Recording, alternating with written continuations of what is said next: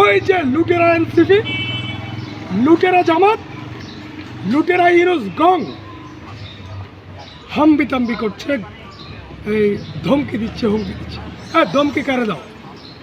কই ছিল এই জামাত? কই ছিল? ধরেন 18 সাল থেকে 24, জামাতের একটা কাক পক্ষে টাকা শহরে পাওয়া যায় না। আমরা রক্ত দিয়েছি, আমরা ত্যাগ করেছি, তোমরা ছিলা কোথায়? ছিলা কোথায় তোমরা? হ্যাঁ, আমরা মাঠ তৈরি করে দিয়েছি, সব কিছু রেডি করে দিয়েছি।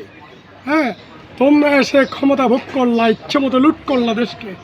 নাহিদ, আসিফ, এনসিপি গং, জামাত ইসলামী গং, ইউনুস গং। হ্যাঁ, এখন লুটপাটের খাবারটা খেতে পারতেছে। মব রাজ্য প্রতিষ্ঠা করে যে তারা লুটপাট চালিয়েছে, সেই মালটা খাইতে পারতেছে না। এই কারণে টাকার নেশা একটা খুব খারাপ জিনিস। টাকার নেশা যার একবার চলে আসে, সে যখন আর টাকা পায় না, নতুনভাবে লুটপাট করতে পারে না, তখন সে আন্দোলনের হুমকি দেয়। আন্দোলন করো, সমস্যা নয়, আন্দোলন করো, আসো মাঠে। আমরা আমাদের দেশের জনগণ প্রস্তুত আছে।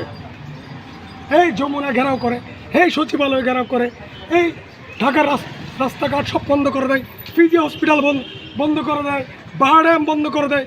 মানুষকে যে জনভোগান্তি সৃষ্টি করে, ইউনুস সরকারের 18 মাস চালিয়েছ, ওই খেলা আর চলবে না। আন্দোলন খেলা বাংলাদেশের জনগণ আর বরদাস্ত করবে না। লিখে নেন।